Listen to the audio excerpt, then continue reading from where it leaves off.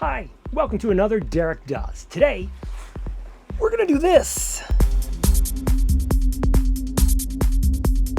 Hi, welcome back to another Derek Does. I'm Derek, and if you're new here, please subscribe, comment, like, check out all my other videos because I'm always finding new stuff, and today's no different.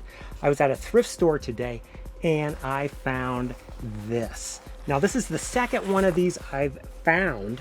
Actually, the first one I got with the 10th Mountain Division gear that I got, but it's been folded. It had been folded probably for 60 years, and so it had kind of lost all its luster and everything. But this one is pretty nice. This is, you can wear this one. What this is a World War II raincoat. This is and I'll show you a close-up so when we put it on the hanger and you can see all the details of it. And I'll tell you, I'm just going to read it because I can't remember everything. This is a raincoat synthetic Resla coated OD dismounted. Now there's two types of raincoats. There's dismounted and mounted. And a dismounted means it's supposed to be worn over loose clothing, and a mounted raincoat is worn over, it's not over loose clothing. It's more of a fitted raincoat. Now, don't be confused with a trench coat and a raincoat, even though they both keep the rain off. This was made specifically for World War II infantry, U.S. People, to keep the rain off of them. And this one is actually late war. This is February 22nd, 1945. And it still has the quartermaster tag there, and I'll show you all that. It's a really lightweight jacket.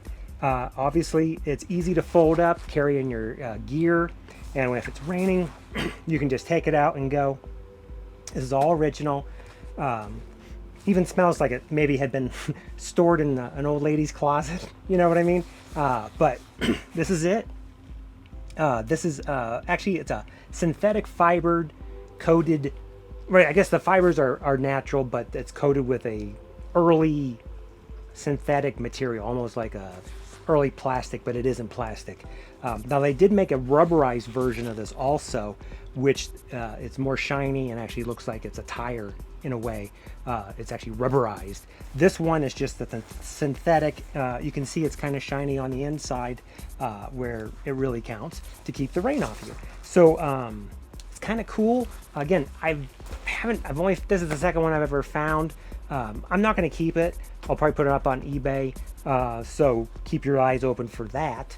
The only thing I saw that was wrong with it was missing one of the buttons on the cuff of the left arm, but the Army used the same buttons pretty much in everything, so it'd be an easy fix. There's no tears that I can see, or cuts or holes or anything like that. So it's a really easy fix if you're a reenactor and you want to get an original. This would be great for that, or if you just want to have it for your collection, because it is a coat that almost every soldier had or was issued, but it just wasn't a coat that they brought back with them.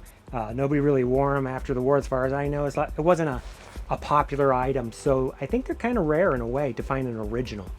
It's just one of those items that, they use it and they're done with it, where they would have worn their field coats or anything like that when they came back. So let's put it up on the hanger, but first I'll show you what it looks like on.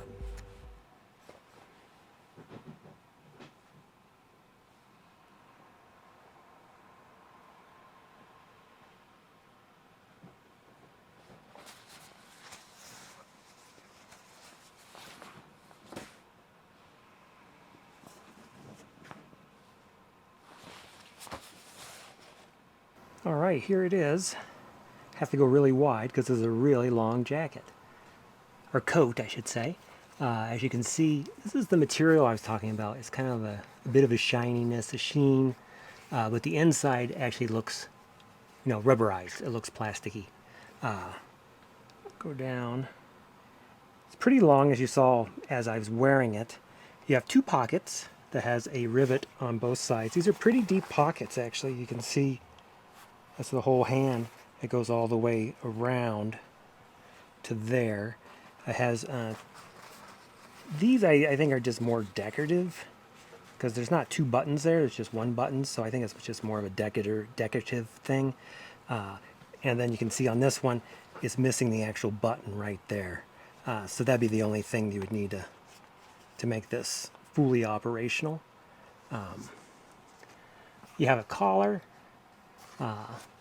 flops up, And then inside the collar, you don't have a like a little flap or anything. It's just a collar. But you do have here, you can see the buttons. I just buttoned it up so you could see it buttoned up. It's still really pliable and usable, which is really nice. So you have like a kind of a wind flap in here that you have a keyhole right there that you can button here. I'll show you that in the inside. So you have buttons here, smaller ones, so you can button that and then button this over so it does kind of like a double protective there. And then on the inside you have your quartermaster tag here. Now this is a size small, but if you looked as I was wearing it, I'm a 42 and I had lots of room because again, these were made to be worn over top of things. And there you can see the 1945 is when it was dated. And this was made by the High Grade Nove Manufacturing Corporation. And then on the back, nothing really amazing back here. It's just something to keep the rain off of you. And you can actually see here's where they sealed it so that rain can't get in or water can't get in. Underneath, you have 3 vent holes, and they're not eyelets or anything like that. They're actually just holes. And then on the inside, you can see how they put it together, where they use their rubber seals and that sort of thing. Goes all the way. And then basically it's kind of French seamed in a way, but not really. It's more of just an overtop seam to cover that seam so water does not get in. I think these are really waterproof. They're really nice. But you can just see the condition of this is just fantastic, considering this is from 1945, which is pretty amazing. And it's amazing how, now there is a little bit of scuff there. You can see that. It just shows you that it was used. Who wants a brand new thing? But it looks really nice.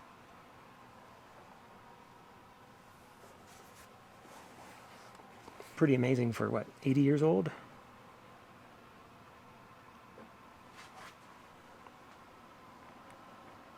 Well, I hope you enjoyed this episode of Derek Does on this World War II raincoat, which is pretty cool. Again, if you ever find one of these, if you see this, again, it's something that you wouldn't think is World War II because it looks like it's just kind of a cheap plasticky coat, trench coat, but it isn't. It's an actual World War II raincoat. So find it, pick it up, and put it in your collection if you ever see one at a thrift store, estate sale, or any place you might see one of these, or maybe even in your grandpa's closet. It might be hidden up in there because, you know, if he lived in a place where it rained a lot, he might have brought it back with him because, you know, he needs it if he's in a place where it rains. Anyway, so I hope you enjoyed this episode, and I'll see you on the next Derek Does.